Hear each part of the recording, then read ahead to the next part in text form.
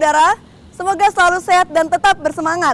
Saatnya Anda menyimak Berita Banten bersama saya, Maya Meliasari.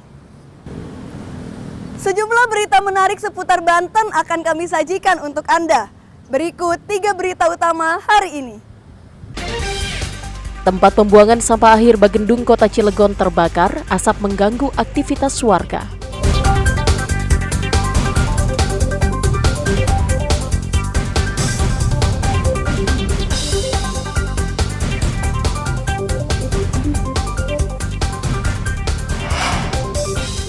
Jadi korban penipuan modus lowongan pekerjaan, emak-emak datangi Polda Banten.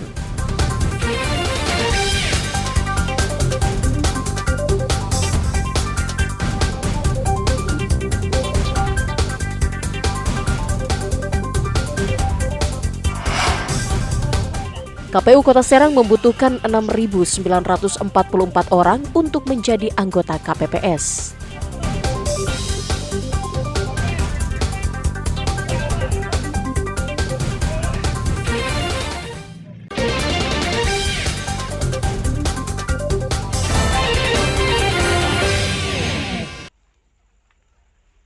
Kobaran api disertai kepulan asap pekat membumbung tinggi di lokasi kebakaran, tepatnya di tempat pembuangan sampah akhir atau TPSA Bagendung yang berada di Kelurahan Bagendung, Kota Cilegon.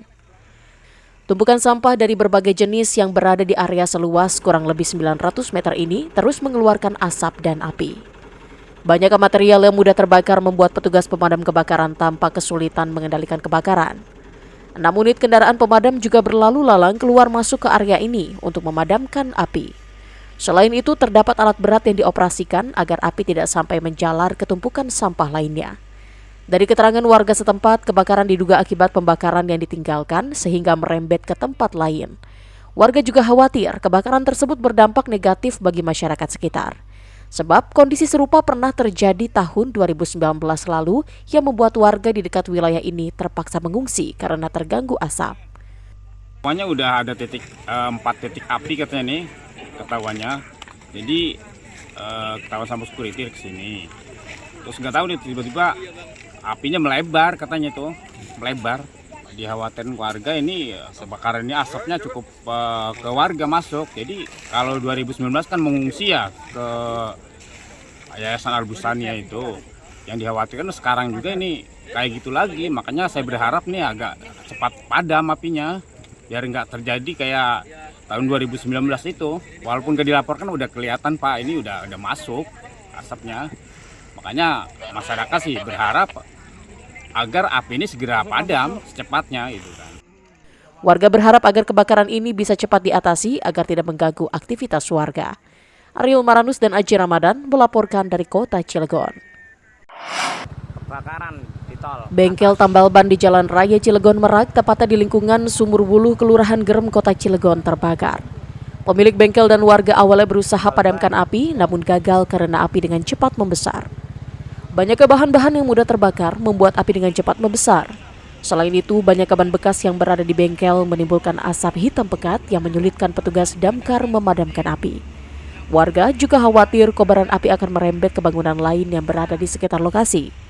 Meskipun tidak menimbulkan korban jiwa, namun pemilik kios bengkel mengalami luka bakar pada bagian tangannya saat berusaha memadamkan api yang membakar tempat usahanya itu.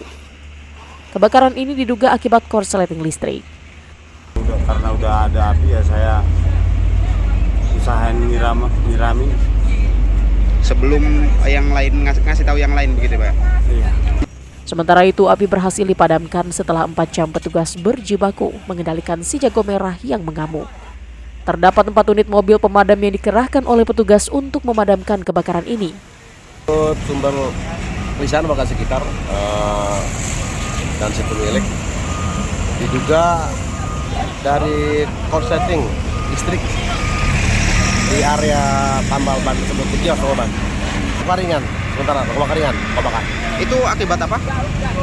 Akibat yang bersangkutan penanggulangan awal oleh masyarakat. Karena alami luka bakar, pemilik bengkel langsung dibawa ke rumah sakit untuk mendapat penanganan. Sedangkan kerugian akibat kejadian ini diperkirakan mencapai ratusan juta rupiah. Ariel Maranus dan Aji Ramadan melaporkan dari Kota Cilegon. Kesal dan merasa menjadi korban penipuan, belasan emak-emak di Kota Serang mendatangi Polda Banten untuk melaporkan seorang calo tenaga kerja yang menjanjikan bisa memberikan pekerjaan di salah satu pabrik di kawasan industri modern. Penipuan dengan modus memberikan pekerjaan ini berawal saat salah satu korban mendapatkan informasi melalui pesan singkat yang berisi tawaran pekerjaan menjadi karyawan pabrik. Namun calon pelamar diharuskan membayar uang antara 5 hingga 7 juta rupiah. Sejumlah korban mengaku tertarik karena saat ini mereka mengaku sulit mendapatkan pekerjaan setelah terkena PHK.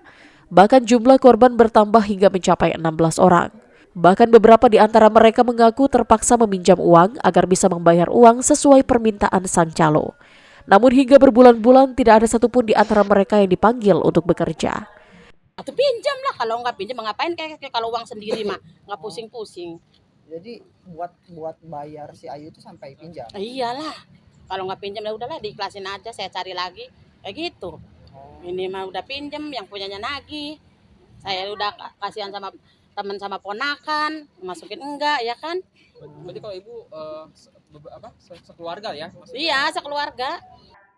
Dari 16 orang yang menjadi korban, total kerugian diperkirakan lebih dari 100 juta rupiah. Ini emang profesinya apa, Pak? Ayu ini profesi informasinya dia karyawan di PT Balaraja Barat. Balaraja Barat. Yang produksi apa? Produksi minuman, kawa-kawa ya. Iya. Ini yang dilaporkan siapa? Yang kita laporkan Saudara Ayu. Pribadinya Ayu ya. Pribadinya Ayu. Tapi kita berharap perusahaan juga bisa kita laporkan karena memang ini menjadi kebiasaan buruk di dunia industri gitu, khususnya di Banten.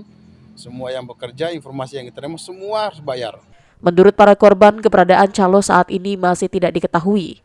Korban berharap laporannya bisa diproses dengan cepat dan uang mereka dapat kembali. Ariel Maranus dan Fajri Munawir melaporkan dari Kota Serang.